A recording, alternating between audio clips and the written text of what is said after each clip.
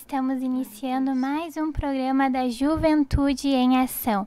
Este programa que é um órgão de divulgação da Igreja Pentecostal Assembleia de Deus, Ministério Restauração, que tem a sua sede localizada na Avenida Farrapos, número 312, próximo ao centro de Porto Alegre. Na presidência do Ministério Restauração, o pastor Humberto Schmidt Vieira, diretor de comunicações é o pastor Paulo Roberto dos Santos, superintendente da juventude é o pastor Adriano Licidônio e líder da juventude da sede internacional é o presbítero Bruno Beltrame. Então, comunicando com você nesta tarde, irmã Victoria Dolfo e a irmã Késia Silva. Glória a Deus. Então, já para iniciarmos este programa, eu vou pedir que a irmã Késia dirija uma oração para iniciarmos. Senhor Jesus, nós te agradecemos, ó Pai, por esta oportunidade, Senhor, Deus, de meditar na Tua Palavra, ó Pai, de aprender mais de Ti. Eu peço-te, Senhor, venha falar ao nosso coração, que a Tua Palavra venha ministrar ao nosso coração, ao coração do meu irmão, da minha irmã, Senhor. Que nós possamos ouvir, Senhor, entender e praticar a Tua Palavra, que é fiel e verdadeira. Graças te damos, Senhor, te agradecemos por tudo. Em nome de Jesus, amém. Então, não esqueça de deixar o seu like, de se inscrever, de compartilhar com seus amigos, com seus familiares, porque hoje nós vamos estar aqui falando a palavra de Deus neste devocional.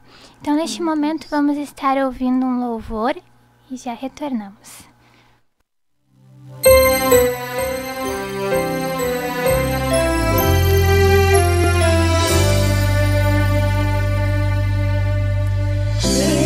Bendito seja o Cordeiro que na cruz por nós padeceu. Bendito seja o seu sangue que por nós ali ele verteu. Desse sangue lavados, com roupas que tão alvas são, os pecadores remidos que perante seu Deus já estão.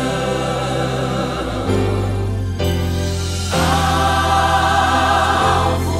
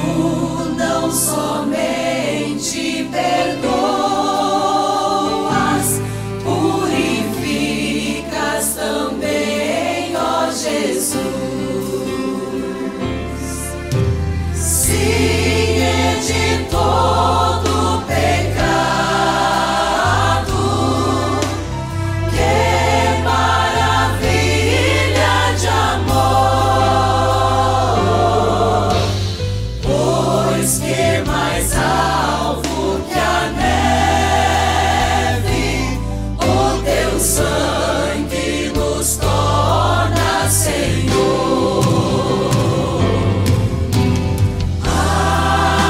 Alvo mais que a neve,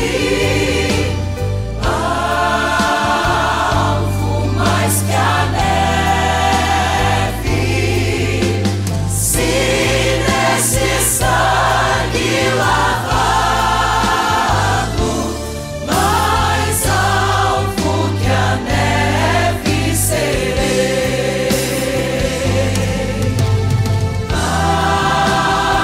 Alvo mais que a neve,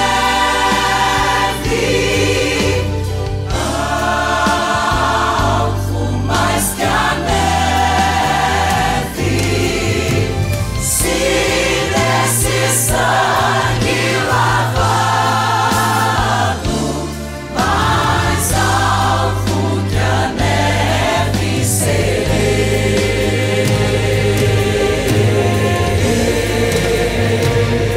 Mais alvo que a neve serei.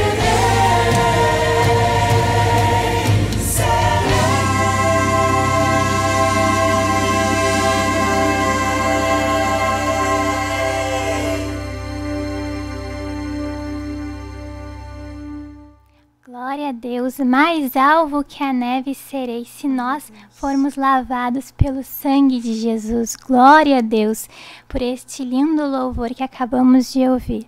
Então, neste momento, eu vou pedir que a irmã Kézia nos relembre algumas atividades semanais da juventude. Glória a Deus. Hoje nós teremos a nossa vigília, juntamente com o estudo bíblico, que começa às 22 horas e começa com oração e logo após já é passado o estudo. E também amanhã é sexta-feira, o encontro das moças de leitura bíblica. Então todos os nossos irmãos, as nossas irmãs estão convidadas para participar. O encontro ele acontece ali na Sala da Juventude e começa às 8h30. Temos também sábado a consagração da igreja. Logo após, ao 12h30, começa a escola sabatina. E às 5h30 tem um ensaio para os jovens integrantes do coral. E o nosso grande culto, o culto da juventude, que começa às 7h30. E também no domingo as nossas EBDs, que são na sala 6 e na sala 1 ali, para moços e moças, começa às 17h30. E segunda, nós temos a reunião online de oração, que é pelo Meet e é disponibilizado o link nos grupos. E terça-feira, o culto de doutrina. Glória a Deus.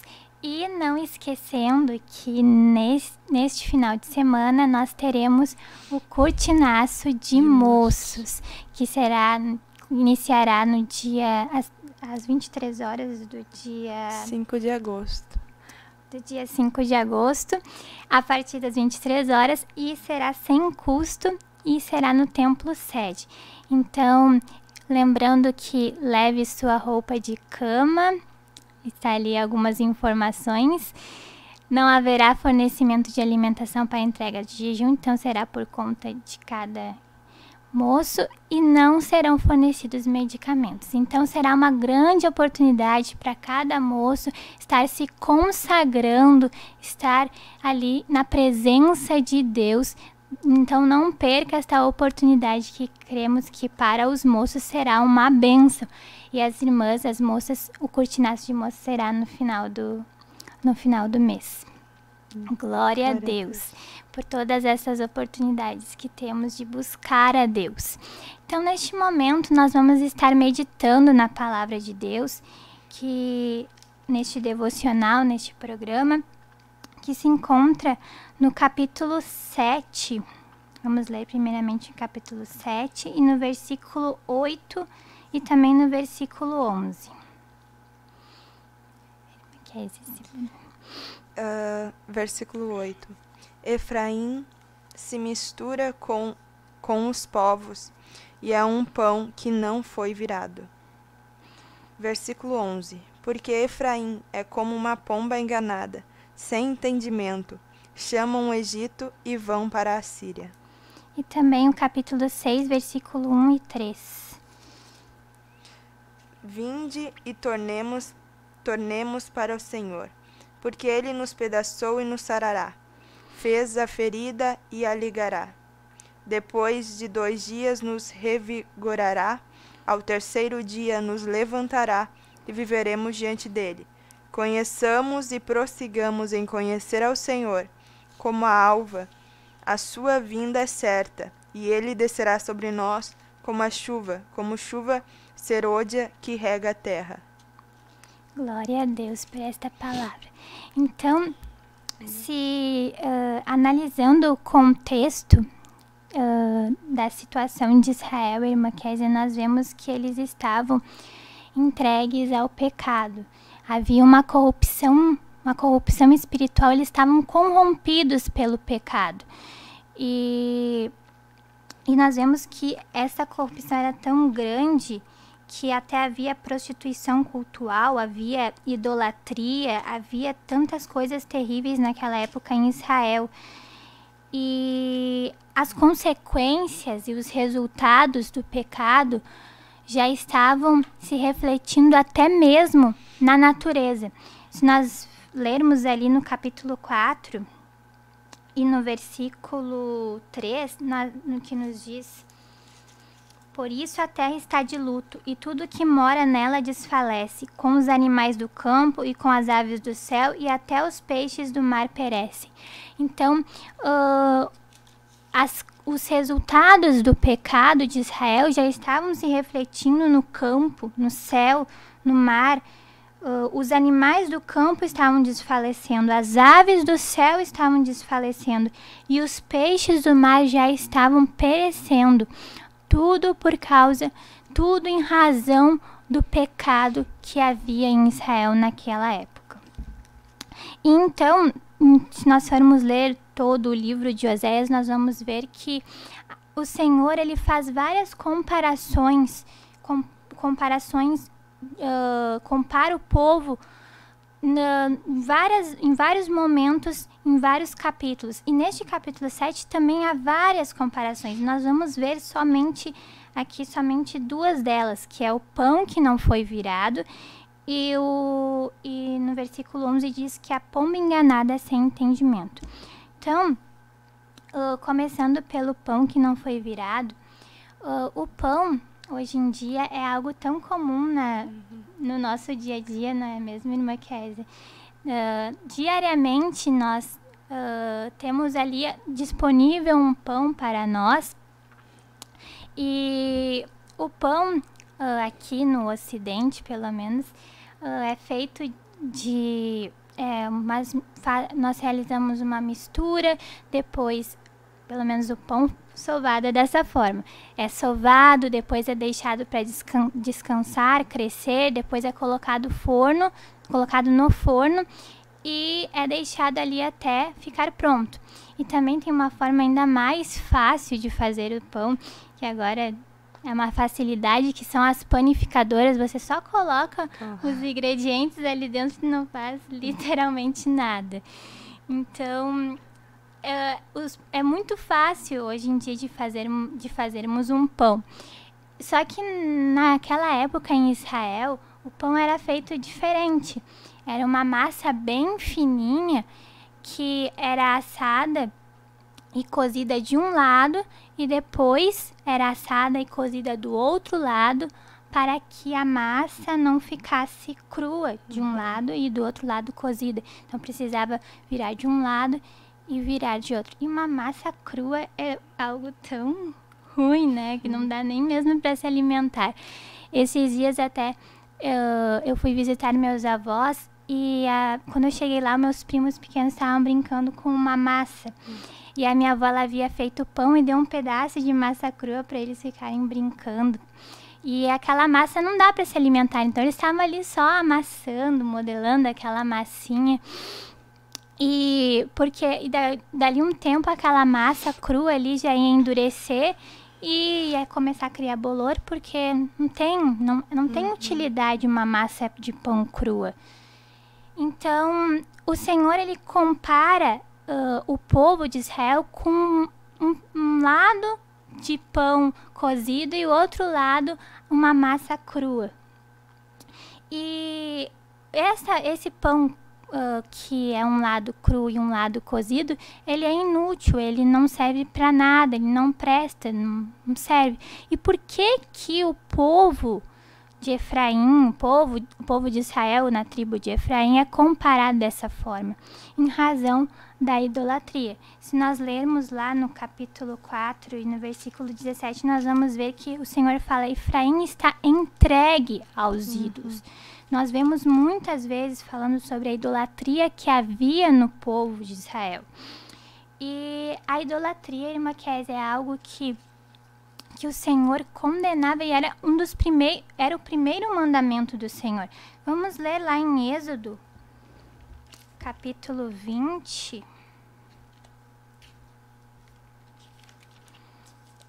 Êxodo, capítulo 20, que nos diz no versículo 3 ao 5. Podemos ler? Não terás outros deuses diante de mim. Não farás para ti imagem de escultura, nem semelhança alguma do que há em cima nos céus, nem debaixo da terra, nem nas águas debaixo da terra. Não as adorarás, nem lhe darás culto, porque eu sou o Senhor teu Deus, Deus zeloso, que visito a iniquidade dos pais nos filhos, até a 3ª e 4ª geração daquele que me aborrece. Glória a Deus. Então, o primeiro mandamento do Senhor é: não terás outros deuses além de mim. Não farás para ti imagens de escultura, nem semelhança alguma do que há em cima nos céus, e nem embaixo na terra, e nem nas águas debaixo da terra. Então o Senhor, ele falando que não deveria adorar, idolatrar, louvar, glorificar outros deuses que não fosse o Senhor. E o povo de Israel estava nessa situação de idolatria, adorando outros deuses, deuses estranhos, deuses de outras nações. E até mesmo a irmã Kézia tinha uma passagem sobre a idolatria. Que está em Isaías. Estarei lendo alguns versículos. Que diz assim: Quem formaria um Deus... Isaías 44, perdão. Quem formaria um Deus ou fundiria uma imagem de escultura que é de nenhum préstimo? Eis que todos os seus seguidores ficariam confundidos, pois os mesmos artífices não passam de homens. Ajuntem-se todos e se apresentem, espantem-se e sejam a uma envergonhados. O ferreiro faz o machado, trabalha nas brasas, forma um ídolo a martelo e forja-o com a força do seu braço. Ele tem fome e a sua força falta. Não bebe água e desfalece. O artífice em madeira estende o cordel, e com o lápis esboça uma imagem, alisa-a com plana, marca com o compasso e faz a semelhança e beleza de um homem que possa morar em uma casa. Um homem corta para si cedros, toma um cipreste ou um carvalho, fazendo escolha entre as árvores do bosque. Planta um pinheiro e a chuva o faz crescer. Tais árvores servem ao homem para queimar. Com parte da sua madeira se aquenta e coze o pão. E também faz um Deus e se prostra diante dele. Esculpe uma imagem e se ajoelha diante dela. Metade queima no fogo, com ela coze a carne para comer. Assa e farta-se. Também se aquenta e diz: já me aquento, contemplo a luz. Então do resto faz um Deus, uma imagem de escultura, ajoelha-se diante dela, prostra-se e lhe dirige a sua oração, dizendo: livra-me, porque tu és meu Deus. Nada sabem, nem entendem, porque se lhes grudaram os olhos, para que não vejam, e o seu coração já não pode entender. Nenhum deles cai em si, e já não há conhecimento, nem compreensão para dizer: metade queimei e cozi o pão sobre as suas brasas. Assei sobre elas carnes e a comi, Faria eu, do resto, uma abominação? Ajoelhar-me-ia eu diante de um pedaço de árvore? Glória a Deus. É interessante que até o povo nós vemos que o povo de Israel, quando ele pede a Arão que façam um bezerro, sim, e o adorem, eu estava pensando e meditando comigo, é muito mais difícil tu ter que passar por todo esse processo. Porque aqui fala que vai lá o ferreiro, ele faz o machado, trabalha, e daí tem que escolher as árvores do bosque, tudo isso feito pelo homem. Todo esse processo, obras das suas próprias sim, das mãos. suas próprias mãos. E é todo um trabalho, um empenho, só que esse empenho é para idolatria. E todo esse esforço. E até estava pensando, porque muitas vezes, se nós formos ver o povo de Israel, o que afastava o povo de Israel de Deus, nós vemos o Senhor falando aqui em Isaías muitas vezes, era por causa da idolatria. Era porque eles pensavam, eu sou bom o suficiente, então eu vou criar um Deus com as minhas próprias mãos e vou me prostrar e vou adorar. Só que eles não percebiam, como aqui fala, que com aquela própria madeira ele queimou para se aquecer. Com aquela própria madeira ele usou para cozer o pão, para assar a carne. E daí eu achei interessante que aqui diz que nenhum deles cai em si. E se nós formos ver, a idolatria é uma obra da carne. É uma obra da carne. E está lá em Gálatas capítulo 5. É uma obra da carne. É uma obra da carne. E se nós formos ver, muitas vezes isso acontece conosco. Porque até pode falar, mas eu não fiz um Deus com as minhas próprias mãos.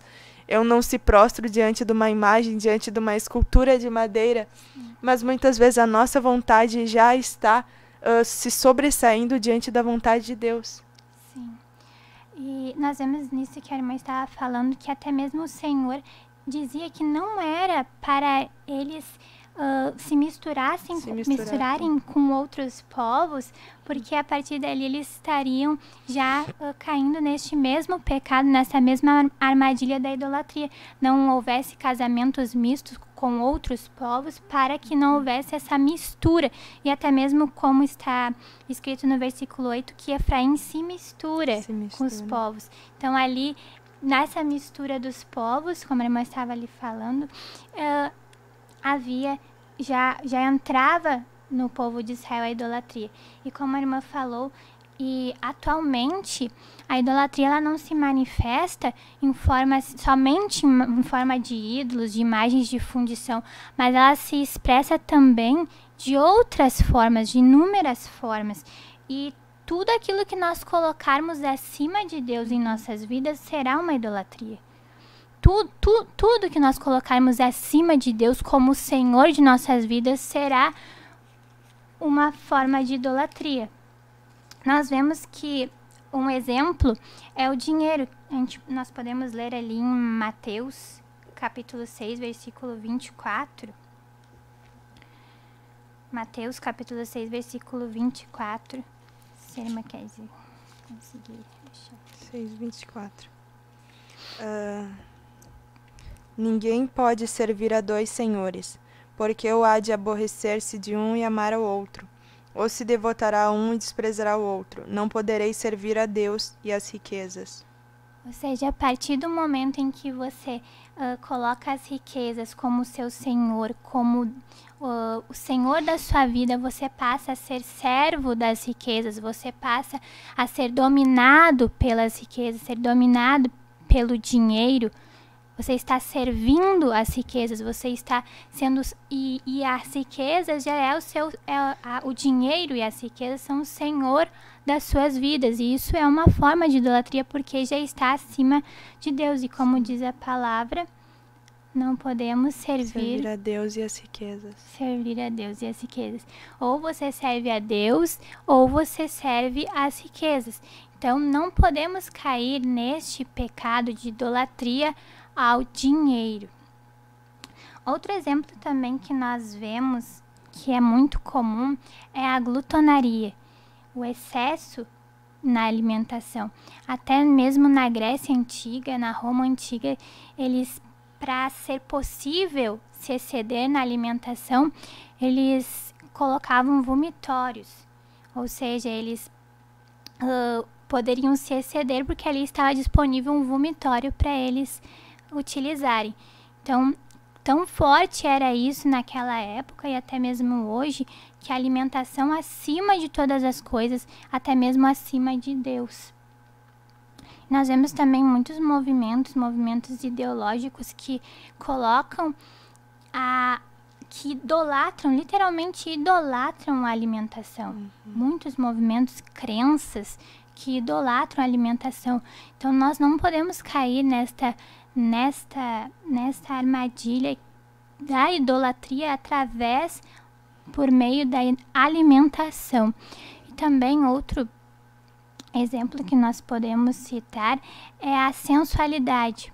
Também é uma forma de idolatria, que pessoas muitas vezes alteram traços naturais para estar conforme o padrão do mundo, utilizando maquiagens, fazendo plásticas, esculpindo seu corpo, modelando seu corpo para estar conforme a estética do mundo, para estar conforme os padrões desse mundo, se adaptando aos padrões deste mundo.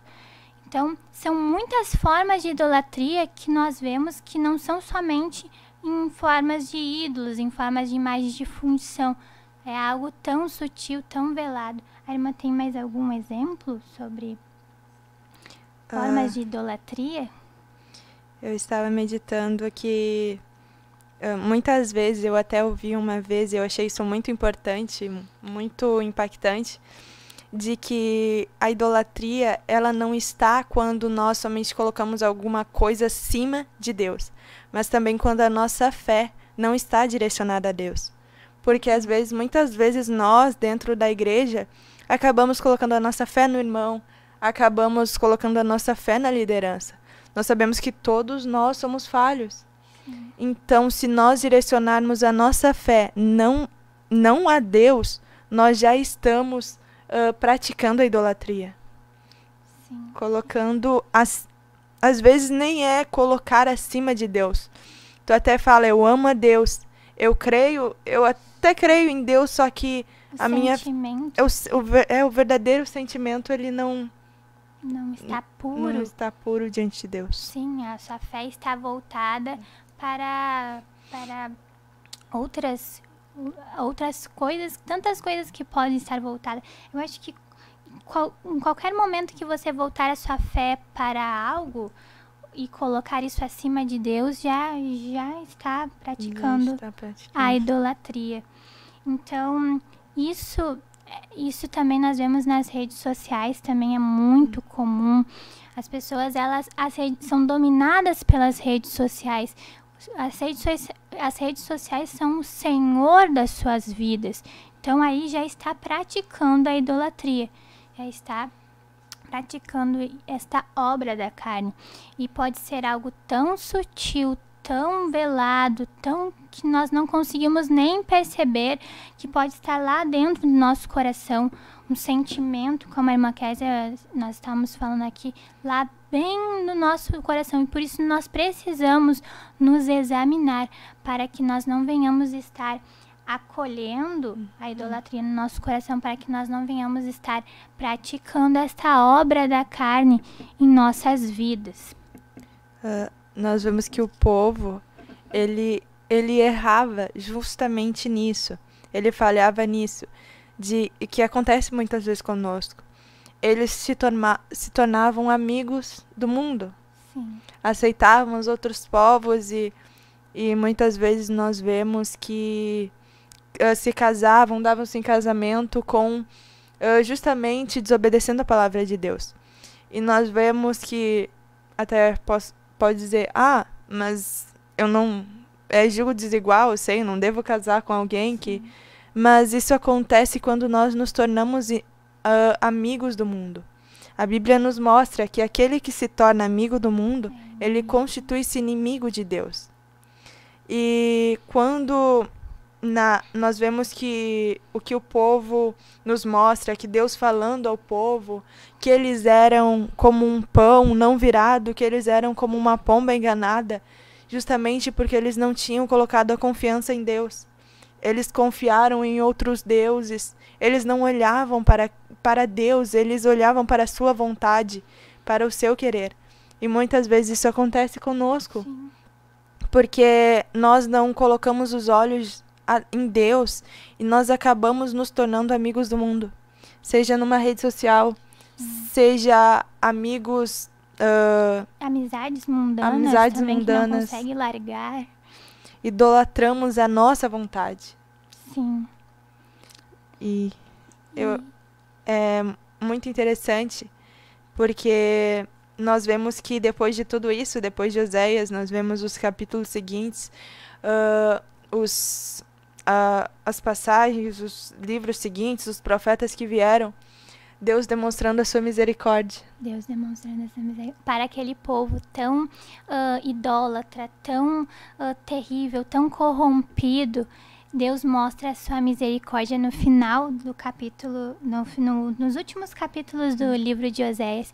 Então, também o próximo comparação que o Senhor faz é com a pomba enganada sem entendimento. Então, nós vemos que em busca de auxílio e em busca de socorro, nós vemos lá no capítulo 8, no versículo 9 e no versículo 13, que eles sobem à Assíria e eles voltam ao Egito, em vez de buscarem a Deus. Por isso que Efraim é chamada de pomba enganada, uma pomba sem direção, uma pomba que não tinha rumo. Em vez de buscar a Deus, estava buscando auxílio em outras nações, estava buscando socorro em outras nações.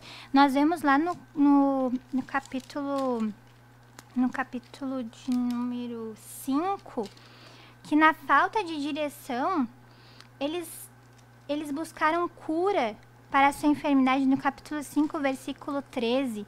Quando Efraim viu a sua enfermidade e Judá a sua chaga, subiu Efraim à Síria e se dirigiu ao rei principal, que o acudisse, mas ele não poderá curá-los nem sarar as suas chagas.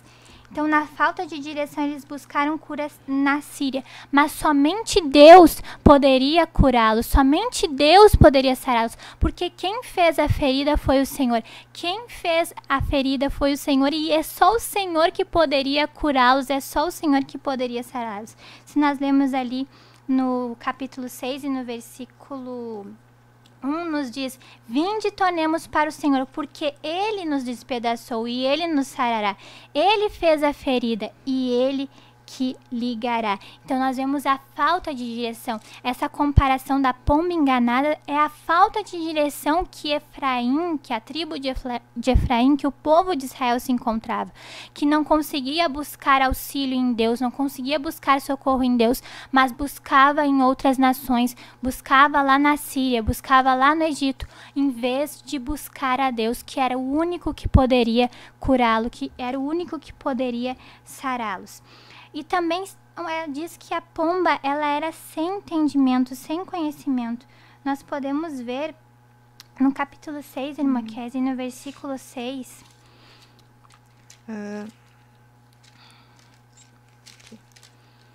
Do livro de Oséias. Pois misericórdia quero, e não sacrifício, e o conhecimento de Deus mais do que holocaustos. Glória a Deus. Então, Senhor, nós vemos que várias vezes no livro de Oséias fala sobre a falta de conhecimento de Deus do povo. O povo não conhecia a Deus.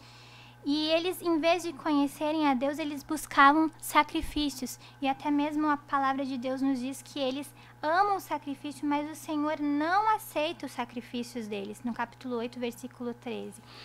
Então, havia uma falta de conhecimento deste povo e eles, em vez de buscarem conhecer a Deus, eles buscavam sacrificar, buscavam um holocausto, como diz a palavra.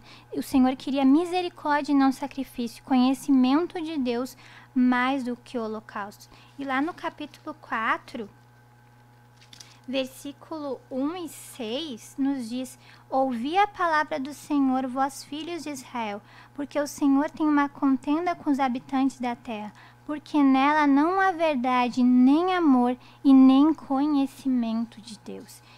E no versículo 6 nos diz: porque o povo está sendo destruído, porque lhe falta conhecimento. Então, a partir do momento no qual nós renunciarmos todas as formas de idolatria que possam haver em nosso coração, a partir do momento no qual nós renunciarmos todas as formas de idolatria que possam haver em nossas vidas e nos aproximarmos de Deus e nos achegarmos a Deus e mantermos comunhão com Ele, nós estaremos conhecendo a Deus.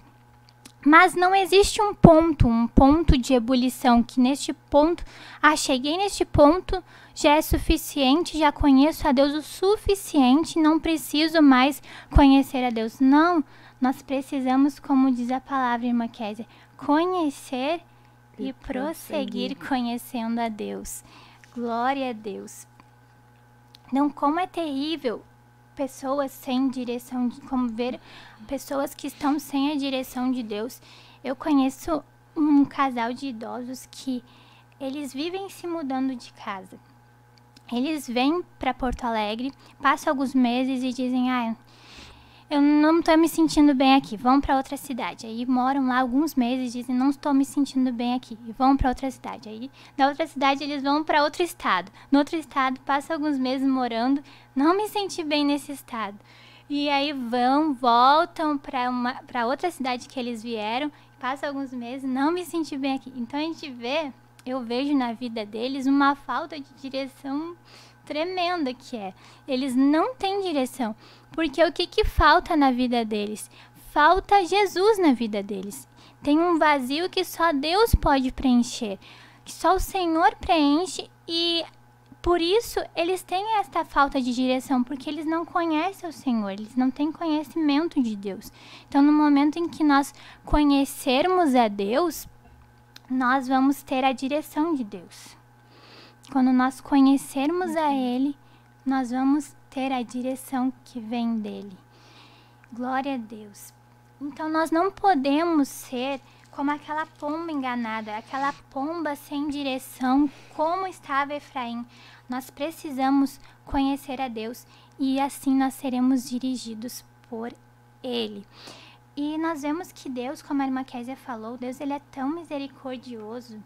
Ele teve tanta misericórdia do povo que lá no último capítulo, no capítulo 14, nós vemos que Deus ele já estava disposto a perdoá-los. Nós podemos ler ali o capítulo 14, versículo 1 e o versículo 4 e o versículo 8. Nós vemos bem que Deus estava disposto a perdoá-los. Volta, Israel, para o Senhor, teu Deus, porque pelos teus pecados estás caído. Versículo 4. Curarei a sua infidelidade, e eu de mim mesmo os amarei, porque a minha ira se apartou deles. Versículo 8. Ó Efraim, que tenho eu com os ídolos? Eu te ouvirei e cuidarei de ti. Sou como o cipreste verde, de mim procede o teu fruto.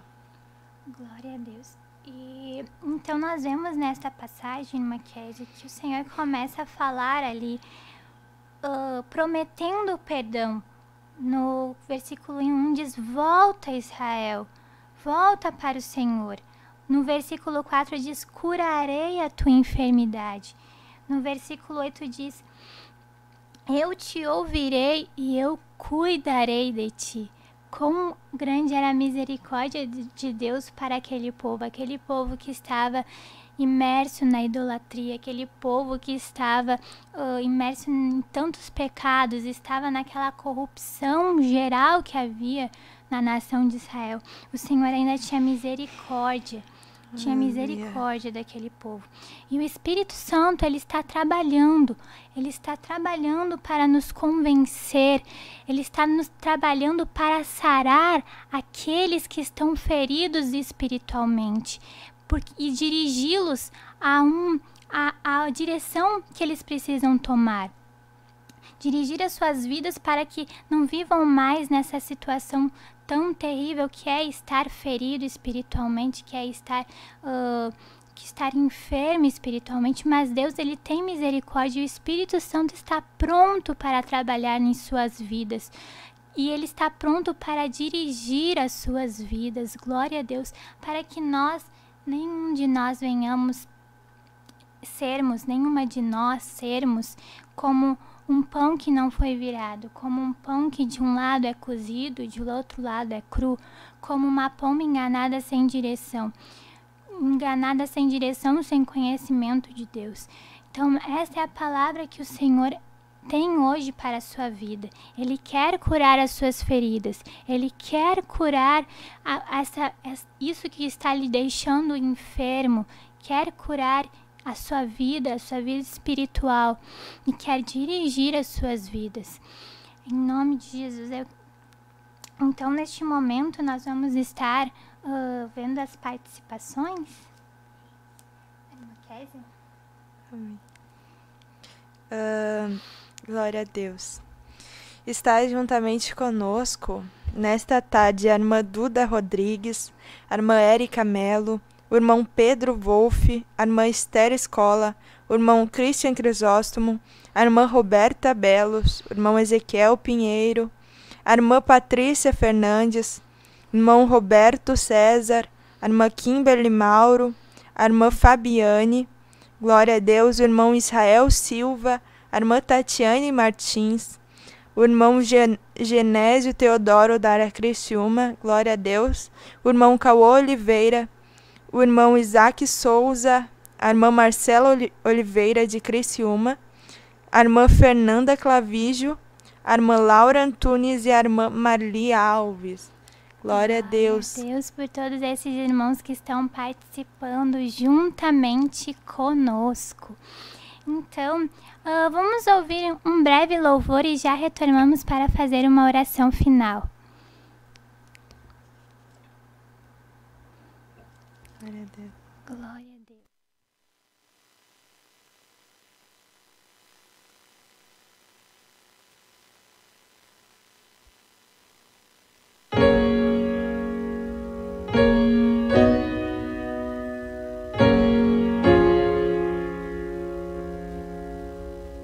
Não sei se me alegro ou choro.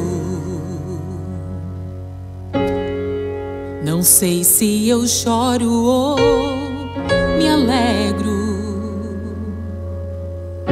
Nas coisas que eu tive que passar, o deserto me fez chorar, mas meu Deus me fez chegar até aqui. Não sei se me alegro ou choro. Não sei se eu choro ou me alegro. A tempestade forte me pegou, mas meu Deus me levantou, e por isso estou aqui.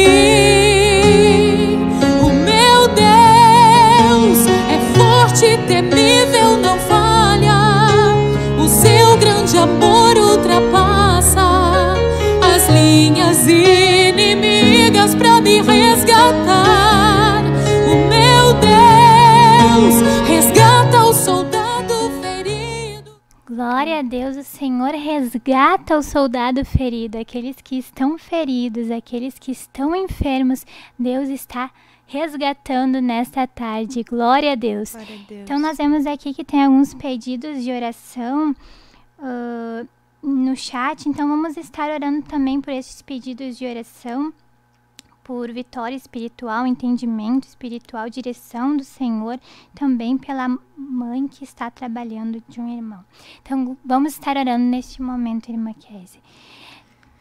Senhor Deus, chegamos em Tua presença, Senhor, lhe agradecendo por mais este programa, Senhor, este momento de devocional, Senhor, de estudarmos a Tua palavra, Deus, de ouvirmos a Tua palavra, Senhor Deus. Lhe agradecemos, Senhor, pela vida de cada irmão que esteve ouvindo, Senhor, de cada irmão que esteve participando, de cada irmã que esteve participando, Deus. Nós lhe agradecemos, Senhor, venha tocar em vidas, venha operar, Senhor. Venha sarar aqueles que estão feridos, que estão enfermos espiritualmente, Senhor, que o Teu Espírito, Senhor, venha convencê-los neste momento, Senhor. Em nome de Jesus, nós cremos, Senhor Deus, nós cremos aqueles que estão enfermos pela idolatria em suas vidas, Senhor, que eles venham ser curados por Ti, Senhor, porque o Senhor, Senhor, é o Deus que cura, o Deus que sara, Senhor. Toca em vidas, opera, Senhor Deus, que eles venham cada vez mais conhecer e prosseguir conhecendo a Deus. Toca nestas vidas, nestes pedidos de oração, Senhor, que estão pedindo por Tua direção, por entendimento, Senhor, pela sua vida espiritual, pela sua mãe, Senhor. Toca em vidas agora nestes pedidos de oração que estão aqui, Senhor. Toca em cada um, realiza milagres, Senhor. É o que nós te pedimos, ó Deus, e já lhe agradecemos. Amém. Então nos despedimos com paz, oração e união.